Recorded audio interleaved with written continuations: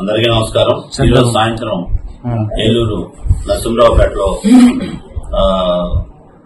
జగన్మోహన్ రావు వీధిలో ఉన్నటువంటి డెమ్రో సంబంధించినటువంటి వాళ్ళ పాత గోడౌన్లో వాళ్ళు కొంత ఫర్నిచర్ పెట్టుకోవడం జరుగుతుంది. ఆ ఫర్నిచర్ తగలబట్టడం జరిగింది.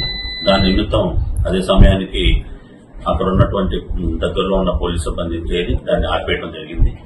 ఈ లోపల అక్కడ కొంత దూరంలో ఉన్నటువంటి గత వారం రోజులు 3 రోజుల నుంచి ఈ సాక్షి విషయంలో వచ్చినటువంటి విషయం నిరసన తెలియజేయడానికి వచ్చి జరిగింది.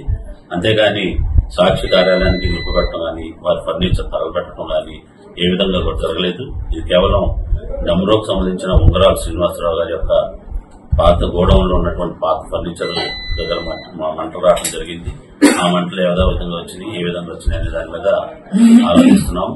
అంతేగాని సాక్షి కార్యాలయాన్ని కానీ సాక్షిలో పనిచేసే సిబ్బంది కానీ ఎటువంటి ఇది కలగలేదు. పూర్తి స్థాయిలో బందోబస్తు ఏర్పాటు చేయడం జరిగింది. ఎక్కడ కూడా ఎటువంటి అవాంఛనీయ సంఘటనలు కలగకుండా చేశాం. అదేవిధంగా ఏదైతే అక్కడ నిరసన జరపడానికి వచ్చిన వ్యక్తులు కూడా ఆ సమయానికి ఆ యొక్క ప్రదేశానికి సుమారుగా 200 మీటర్ల దూరంలో ఉండటం కూడా జరిగింది.